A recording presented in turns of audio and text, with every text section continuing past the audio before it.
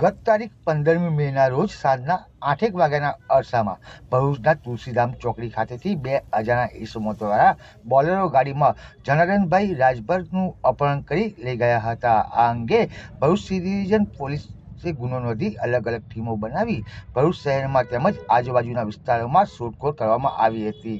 તે સમયે CCTV camera જોતા બોલેરો ગાડીનો નંબર તપાસ કરતા તે એક સફેદ કલરની બોલેરો ગાડી નંબર GJ 20CA 6568 હોવાનું જણાવી આવ્યું હતું. બોલેરો ગાડીમાં કમલેશ માનજીભાઈ ભુરા અને શ્રાવણ ચંદુભાઈ ગણાવા જનાર્દનભાઈ રાજભરનું અપહરણ કરી દાહોદ ખાતે તેમના વતન ખાતે લઈ ગયેલ છે. જે બાતમીના આધારે સી ડિવિઝન પોલીસે દાહોદના નાંદવા ગામ ખાતે તપાસ કરતા એક ઘરમાંથી અપહરણ કરેલ વ્યક્તિને ગાંધી રાખવામાં આવ્યા હતા. જેઓએ પોલીસને મુક્ત કરાવી અપહરણ કરતા કમલેશ ભુરા અને સરવીન ઉર્ફ શ્રાવણ ગણાવાને બોલેરો ગાડી અને ફોન મળી કુલ 5,10,000 મુદ્દામાલ સાથે દબોચી લીધા હતા. વડોદરા રેન્જ આઈજી શ્રી સંદીપસિંહ સાહેબ તેમજ ભરૂચ એસપી શ્રી મયુર ચાવડા સાહેબ દ્વારા વારંવાર સૂચના કરવામાં આવતી હોય છે કે ગુમ અને અપહરણ જેવા ગંભીર ગુનાઓને જલ્દીથી જલ્દી શોધી કાઢવામાં આવે.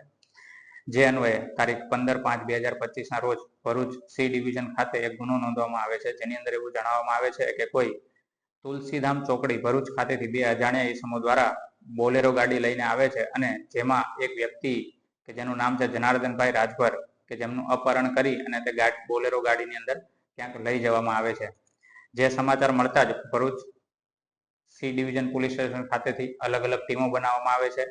જે ટીમોની અંદર કેટલીક ટીમ છે જે શોધખોળ કરવામાં આવે છે, સીસીટીવી જોવામાં આવે છે, ટેકનિકલ સર્વેલન્સ તેમજ મોબાઈલ કે ટેકનિકલ ડેટા એનાલિસિસની મદદથી તેની શોધખોળમાં લાગી જાય છે.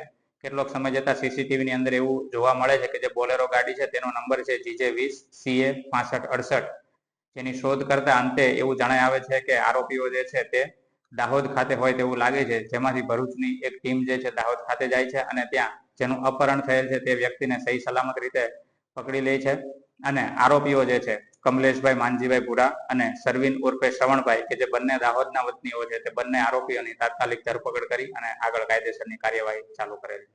સર, આ અપહરણ પાછળનું કારણ શું? અપહરણ પાછળનું મુખ્ય કારણ એવું જણાય આવે છે કે ભૂતકાળમાં તે લોકોને કોઈ છોકરા કે છોકરીઓની જે મેટર બનેલી હતી જેની રીસ રાખી અને આ કૃત્ય કરવામાં આવેલું છે.